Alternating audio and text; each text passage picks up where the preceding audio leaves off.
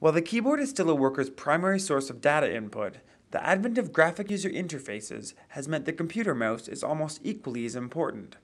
But, just as the modern-day keyboard is flawed, so too are mice, says Michael Craggs, the president and CEO of Saskatoon-based Ergo Canada.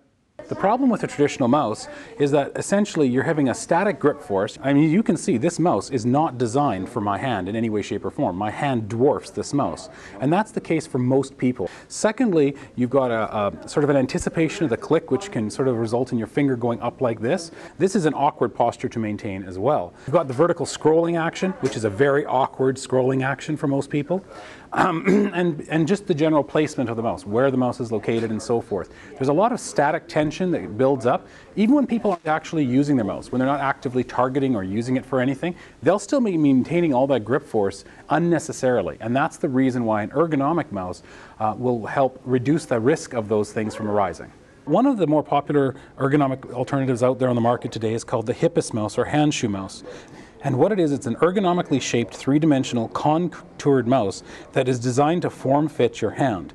And what it does is it completely encapsulates my hand. You can see my thumb is resting here, my fifth finger is resting here, the base of my hand is resting on this lip at the back. As a consequence, when I move this mouse around, no portion of my hand is dragging on the surface. And it holds my hand in an orthopedically neutral, relaxed position. On a traditional mouse, your fingers are bent up like this, and when you click, you're doing this type of a movement.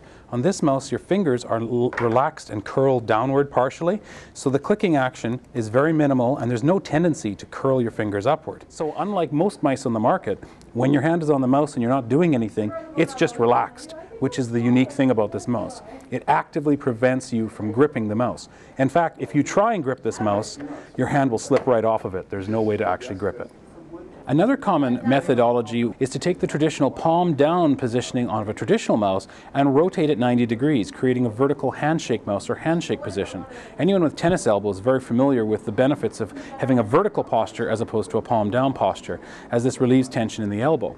What this mouse allows is for your hand to come in at a vertical orientation and simply move the mouse as an extension of your hand.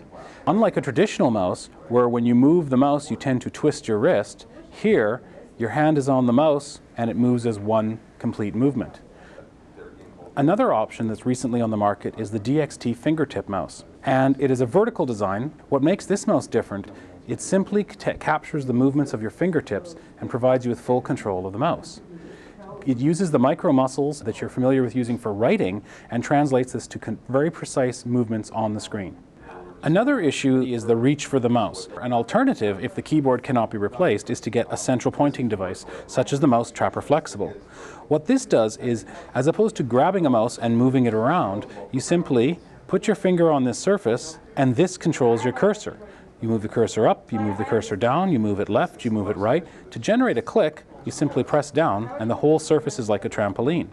Built into this is other features such as a vertical scroll by simply putting your finger on the right edge to get vertical scroll, and programmable buttons that do back, forward, cut, copy, and paste, and of course the standard left click, middle click, and right click.